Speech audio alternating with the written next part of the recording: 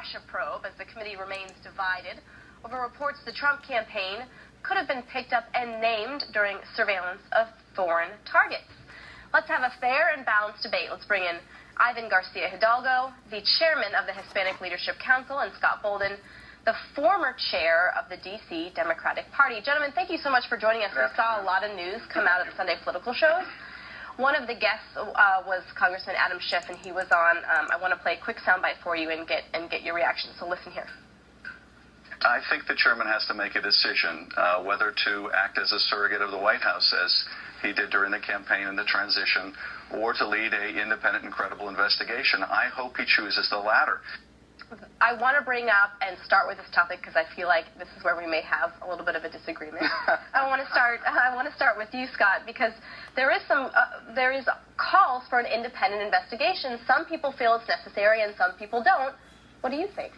I think you're going to need an independent prosecutor or a select committee or what have you. People will say this is their job, though. It is their job, but politics has gotten in the way, and there's too much scrutiny, and the issues are too important in connection to the Intelligence Committee, whether there was collusion between Donald Trump or his cohorts and Russian operatives. We know they were meddling. These are really difficult, complicated issues. An independent commission or an independent prosecutor could take the politics out of it, lead the investigation, find the facts, go with facts, take them. And as a former prosecutor myself and who's been on both sides of these investigations, Nunes fundamentally going to Trump, who's a target or subject, at least potentially, of the investigation, sharing information without sharing it with his colleagues, not even his Republican colleagues, disqualifies him from leading this investigation. They can't get it done because he's made a political decision as opposed to keeping with his fiduciary duty and leading an independent investigation. Okay, Ivan, there are some people who are saying, listen, the chairman's doing his job. That's right. Well, Scott is having a good time. Trump isn't his job. You're throwing the talking points, which is what you were doing in the green room as well. But here's reality, right? Is he walked that back. He apologized. And if you heard Gowdy this morning, and you saw the hearings last week, there were over 100 times where they kept on saying, "Look, we can't answer that question in the setting." So that's where they're going to a private setting. That's where it needs to be. That's where it needs to be. That's where it belongs. For next week. Yeah, for next week. And I think that's going to reveal a lot of information that we need to know. Are we going to learn anything next week? I think we probably will. Because the critics are saying but I they're think not public. one of the most important things right now that we're avoiding, or the media is not Fox, is the unmasking of the names. Right, that's a clear violation. How they unmasked, U.S. citizens that were picked up on these surveillance calls, and how they, were disseminated, throughout the media and everybody else. I think that's a big problem. Okay, so do you think that is a big problem? That's a big issue. And now politics is taking over. What's a big issue? It's a pivot on the part of the Republicans. But the bottom line here is this: the real issue is why is the intelligence community picking up Trump operatives talking to Russian operatives on a separate investigation? It's because most likely they're having inappropriate communication. Well, that's not what happened. No, I'm not jumping to conclusions. These separate investigations, which are legal, they're picking up communications from Trump representatives as part of that investigation, meaning Trump representatives are talking to somebody that's part of that separate investigation. That needs to be thoroughly investigated. I'm not jumping to conclusions. Well, you are. That's the only way you can pick it up. Yeah, because what they're saying is that names have come up. Well, no, in conversations. Now you're saying that. No, you're talking about unmasking. Those are two separate issues. Let's not conflate the issue. Well, it is. Names came up in conversations. The names and they were revealed. Absolutely. Here's the deal. When you have a wiretap, whether it's state or federal, right, you're doing an investigation, there are always third parties that may or may not be communicating with the subjects and targets of those investigations. In this case, where it comes to intelligence and Russian operatives, it is the big issue is why are Trump representatives being picked up? Because they're talking to somebody that's part of that separate investigation. And we're not talking about that enough. Okay. Well, obviously, let's agree to disagree and see. That's right. Because Scott, Ivan, thank you, gentlemen, so much. Obviously, we're going to be talking about it because there will undoubtedly be more headlines and more details revealed this week. Absolutely. Gentlemen, thank you so much. Thank you. And I want to also show you another article. So that was House Committee divided over Trump's surveillance allegations. We'll all get together and piece together a great health care plan for the people. We will end the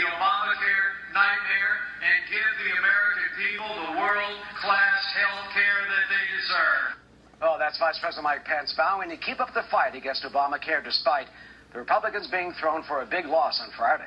He told supporters at that rally in Charleston, West Virginia yesterday that the president, quote, won't rest until the law is gone for good.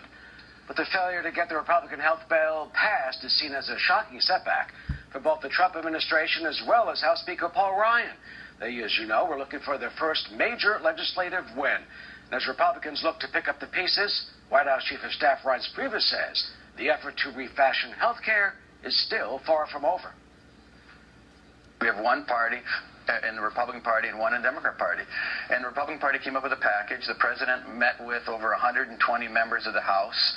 There was more love shown to outside groups by this White House. The point is, the diverse group of people working the halls of Congress, including the leadership in Congress, I think it's time for our folks to come together. And I also think it's time to potentially get a few moderate Democrats on board as well. And one of the congressmen with whom the president met joins us now, Charlie Dent of Pennsylvania. He sits on the House Appropriations Committee and is a member of the Moderate Tuesday Group. Congressman, welcome. You opposed the legislation, so what happens now? Well, Eric, first, thanks for having me on the program. What happens now, I think, is that we need to move forward with a health care reform that is durable, sustainable, and that can be done in a bipartisan manner. I think that's where we have to go here. There's been too much discussion in this healthcare debate about arbitrary timelines, artificial deadlines, all to improve the baseline for tax reform. Healthcare reform has to be about the people who are going to be impacted. So I think that's where we need to go here. Bottom line is that, there are a lot of people who have a tough time getting to yes in Congress, and what I saw happen was that there was too much time and effort spent placating some folks who were never going to vote for the bill anyway, and in the end ended up alienating a lot of folks in the center right and on the moderate section of the party. You're talking about basically, I assume, the Freedom Caucus and those members. I mean, how do you get them on board? Is it possible, or can you fashion something with the Democratic and that make the majority that way? At this point, I do think in order to have a sustainable reform, we have to do this in a bipartisan manner. The mistake the Democrats made when Obamacare was first passed, and I voted against Obamacare, I was a very strong critic. The mistake they made is they tried to muscle Obamacare through the House and Senate, and they did. I think as Republicans, we shouldn't make the same mistake, trying to do this on a purely partisan basis. There are certain things in Obamacare that we know, and the health care generally, that we have to fix. The individual insurance market is a mess for millions of Americans. They've been experiencing high deductibles and very significant premium increases all across the country. Let's fix that. There are some ways that some of the taxes in Obamacare that add to cost. Medical device tax, taxes on health insurance premiums. The Democrats dislike the Cadillac tax quite a bit. So there's some of the taxes we might be able to agree on repealing, but let's go after the problems and at least try to fix those in a bipartisan manner and see if that would be a place to begin. Well, then who takes the lead on this? I mean, how do you sit down with the Democrats? I mean, not one voted for this bill. So how do you refashion that going forward to try and get something that can help the American people? I've had plenty of discussions with my Democratic colleagues who will, quite frankly, admit that the individual insurance market is a mess. They will tell you they want to get rid of the Cadillac tax, as an example, or the medical device tax. So why don't we start out where there are areas of agreement, try to find those areas of agreement, and then advance it. Now, I understand in Washington there are a lot of folks who are very dug in on the hard right and on the hard left, and they can't get out of their foxholes. But I'm trying to tell people, come out of the foxholes. You're not going to get your head shot off. It's okay.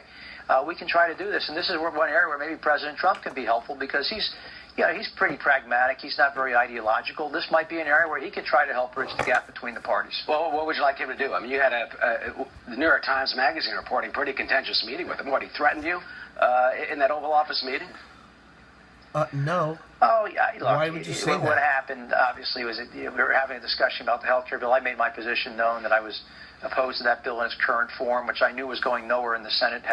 They always say horrible things like, oh, did he threaten you?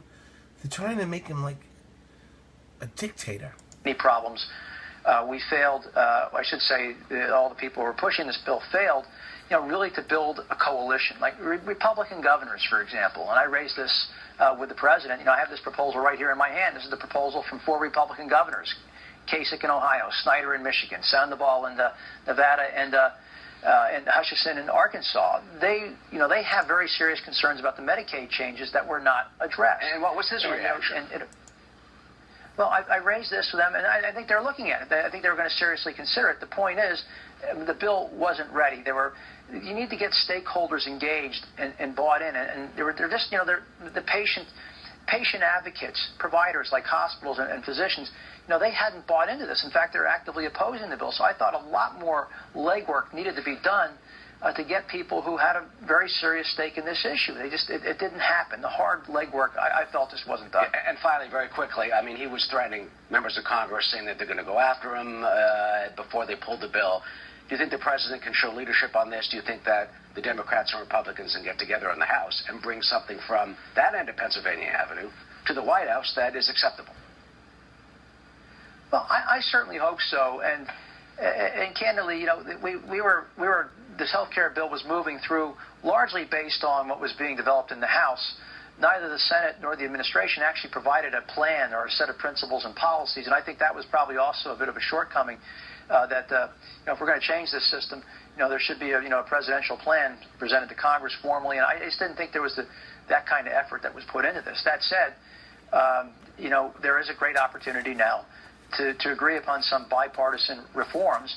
And as I said, I've talked to many Democrats in the House who do acknowledge real problems and they want to fix them. There are people on the left, who love Obamacare, but they know it's got problems that need to be fixed. You have people on the hard right who detest Obamacare and know that parts of it are going to be retained. I think that should be the basis of the starting of the discussion. All right. Well, maybe as Vince Lombardi said, you got an opening, run for the daylight. Maybe you guys got the daylight now. Good luck. Sounds like a good suggestion. Exactly. Congressman Charles Dent of Pennsylvania, thank you for joining us today. Thanks for watching. And you can